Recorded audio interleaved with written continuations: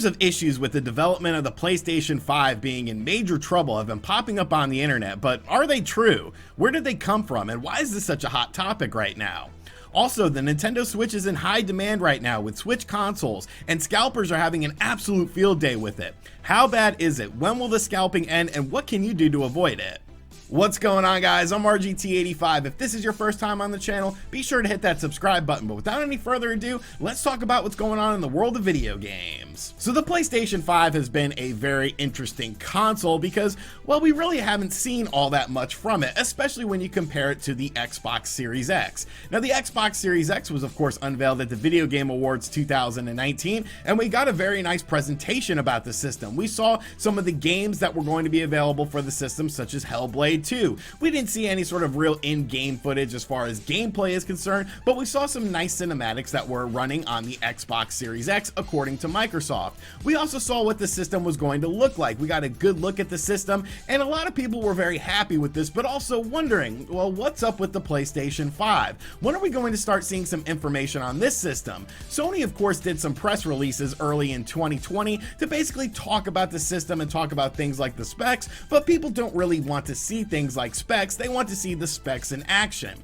Then, of course, very recently we got a presentation from Mark Cerny of Sony talking about the PlayStation 5.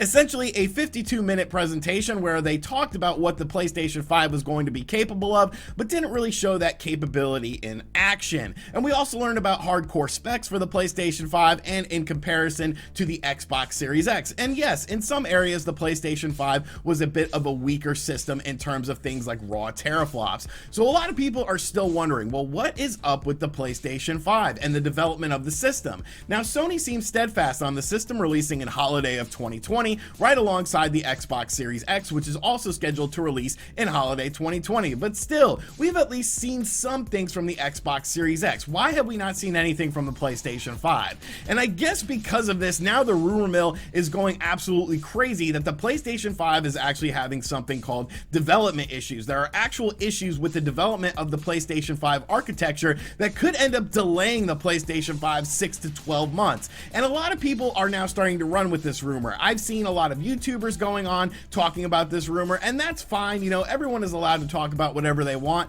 but when looking at this rumor, I decided to see, well, where did this rumor sort of stem from? Who is the individual perpetuating this rumor, and is there any truth to it? So really, this rumor is started from one of the most bizarre places that I could think of a rumor starting, and that is from a YouTube comment. Yes, a comment left on a YouTube video about the PlayStation 5. Now, this comment was left by someone named Jeff Rickle. So I decided, you know, I'm not exactly the most hardcore YouTuber in the world. You know, some people think I'm a bit lazy, but I do like to do due diligence and at least research some things. So I decided to look up, well, who is Jeff Rickle? Is he an authoritative voice? Is he a developer? Is he someone inside of the industry? And a quick Google search came up with really nothing. The only thing I ended up finding out about Mr. Rickle was that evidently he has a Twitter account, which is now private, that is basically a Twitter account that talks about doom and gloom for the PlayStation and the PlayStation brand. But Jeff Rickle left this comment talking about the PlayStation 5 development on a YouTube video, and now all of a sudden a lot of websites are running with this comment, saying that, you know, there is some doom and gloom to it based on this comment. And I'm just kind of sitting here wondering,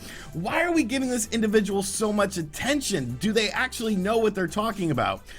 Talk to the devs working on the games. I know several. I also know people developing directly for Sony. I work in the business in another sector. The collective feeling is Sony screwed up this gen. They underestimated Microsoft and were overconfident. Again, expect delays to the PlayStation 5 and heating problems to rival the Xbox 360. Sony is really concerned right now. Don't you find it odd that they have yet to really show the hardware despite pressure to do so due to Microsoft, I'm guessing he's meaning to say, because the hardware fails at an alarming rate.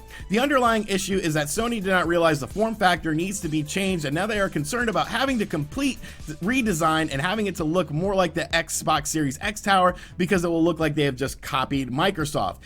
Do you also think it odd, yes, I'm just reading it verbatim, that they have not really shown off some launch titles? Reason, the developers have no idea what to optimize for because Sony has no idea what the PlayStation 5 will deliver in consistent performance yet, and they do not want to show off the captures from dev systems that do not match what a production console would produce. So we have absolutely no idea who Jeff Rickle is. I guess we're supposed to take his word at face value. Yes, a random comment on YouTube that he does work in the video game sector in another part of the industry, and he is talking to developers of PlayStation 5 games and with Sony themselves, and we're just supposed to believe that this is true. So why is this comment that's just randomly left on a YouTube video gaining so much steam? I think I know the reason why. I think it's just because of the uncertainty of the PlayStation 5. I know when Mark Cerny was up on stage, I was hoping to get some actual information on what the PlayStation 5 is going to do in terms of how it is going to play these games. I don't want to hear that it's going to play PlayStation 4 games and up-res some of them. I want to see that in action. I want to see what the system is going to be capable of doing when playing PlayStation 5 exclusive games. I don't necessarily care about tech specs and stuff like that. That's not what I am interested in. I am interested in how these tech specs will be used to make actual video games. When you look at the history of video games, more often than not, the most powerful system that came out during that generation wasn't the one that had the best sales or necessarily had the best games. So I want to see the practicality of this. And when you look at what the Xbox Series X has done so far, they have shown off more than the PlayStation 5 has. They have shown what the system looks like, and they of course showed Hellblade 2 running on this system. But what I find interesting about Jeff's comment is he seems very adamant that Sony hasn't shown any launch titles for the PlayStation 5 because of all of these problems. Yet what launch titles has Microsoft shown off for the Xbox Series X? Because Hellblade 2 is not going to be a launch title for the Xbox Series X. That is an Xbox Series X exclusive game, meaning that it will not be coming out for at least a year or two, since all games that are available on the Xbox One will be on the Xbox Series X, and vice versa for the first year or two, that coming directly from Microsoft themselves. So we actually haven't seen anything as far as what the Xbox Series X is going to run on day one with their games that are coming out. So why is this such a big deal? I think both companies are just having to change and adapt to what is going on in real world situations right now. I think Sony could have came out and shown what the PlayStation 5 looked like, and rumors like this probably wouldn't have even emerged if we had something like the Mark Cerny presentation, and at the end of the presentation he was like, here's what the PlayStation 5 looks like and here's what the controller looks like. I think this topic of conversation wouldn't even be a thing. I'm actually very surprised that so many people are running with this as doom and gloom for the PlayStation 5. Could there be development issues with the system? I mean, sure, but it seems like people within the industry that actually know about these things aren't sort of reciprocating what is being said in this comment. I think Sony, just for whatever reason, is keeping their cards very close to their chest. And I feel like whenever they show off the PlayStation 5, you're not necessarily going to worry about how it has less teraflops than the Xbox Series X, because what it comes down to at the end of the day is the games and the practicality of the games. So is the PlayStation 5 in development hell?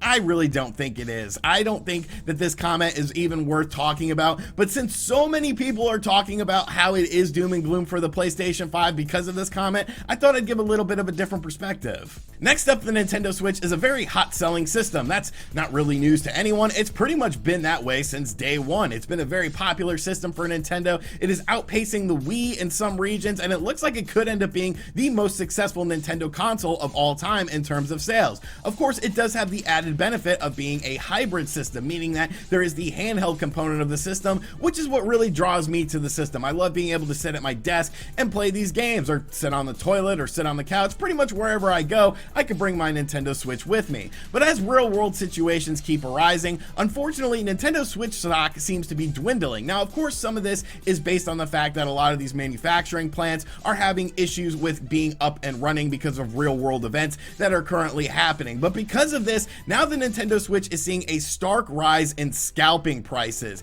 and a lot of people are scalping these systems for nearly 2 times the amount of what the systems actually sell for. Now if you go onto a website like Amazon to pick up a Nintendo Switch right now, you will see that there is no Amazon Prime shipping for any Nintendo Switch system, and Amazon themselves is not directly selling any Nintendo Switches. If you go to any other really major websites, you're going to see the same sort of thing. None of them are delivering Nintendo Switch systems because stock has been wiped out. So if you're wanting to get a standard Nintendo Switch right now off of Amazon, you're going to be paying nearly $500, and that is for just a refurbished system, a like new system. It's not an actual new system. When you look at the Nintendo Switch Lite, you're seeing sort of the same situation going on, with prices being around $300 for the Nintendo Switch Lite model of systems, no matter what color you get it on. The Coral Run is a little bit more right now. I believe it's about $350 as I looked at it this morning. But this situation is rapidly getting out of control, and that is just because of the distribution of these systems. Obviously, there are not as many shipments coming in of these systems right now because of manufacturing issues, and it's definitely a very trying situation, especially for people who want to get something like a Nintendo Switch and Animal Crossing. Animal Crossing has been selling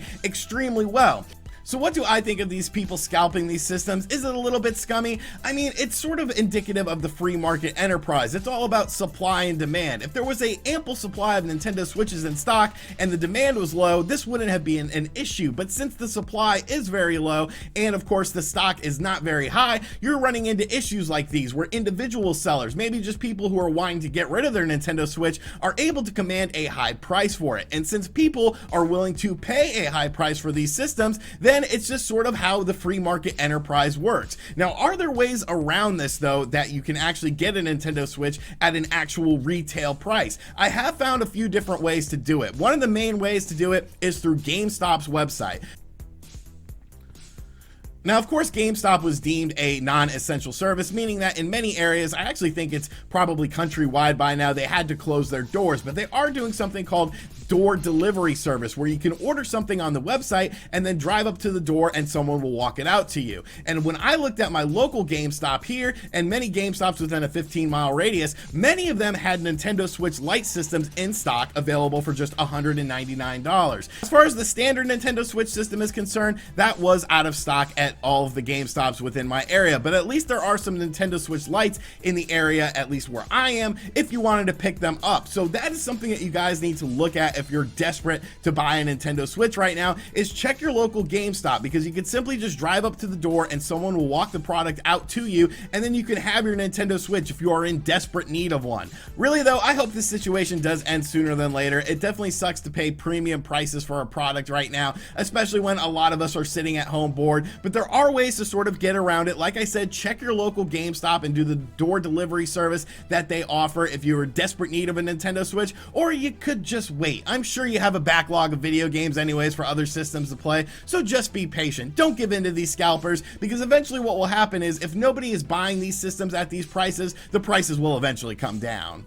And the final thing I want to close on is something that just, it melted my little Grinch heart. Like, I'm not a very emotional person or anything like this, but I saw this tweet, it popped up on my Twitter, and I don't know, man, it hit me in the feels, man. It hit me in the feels. So of course, Xbox released an adaptive controller for the Xbox One that was working on other systems as well. And when this first came out, it obviously was designed for people with disabilities. And as someone who can just play with the standard controller, I looked at that and I said, you know what, that's cool, but obviously it's not something for me. So it didn't really strike a chord with me. But a few days ago, this tweet went out of this young girl playing Animal Crossing New Horizons on her Nintendo Switch using the Xbox adaptive controller. She is a disabled teenager, and just looking at her face and looking at how happy she is playing this game, like, it melted my heart. Like, that's what I love about video games, man. I love how video games can bring together people of all ages, races, creeds, sexual orientations, disability things, you know, like you go to a video game convention and you see all sorts of walks of life. Like, you see so many different people, and it just brings people together. And seeing this story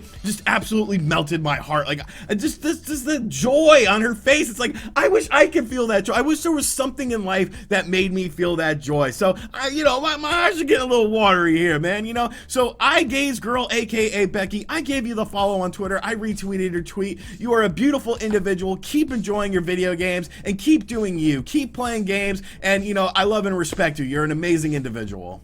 Alright, so that is going to do it for today's video. Be sure to let me know your thoughts about everything in the comments section down below. Do you believe the PlayStation 5 is in dire development? What do you think of the Nintendo Switch scalping issues? And are you going to give a little shout out to Becky, who's just a very cool individual? And as always, guys, thank you for checking out this video. Like I said, if you're new to the channel, make sure you subscribe and turn on notifications. Be sure to check out other videos on the channel, and as always, I'll catch you guys on the next one.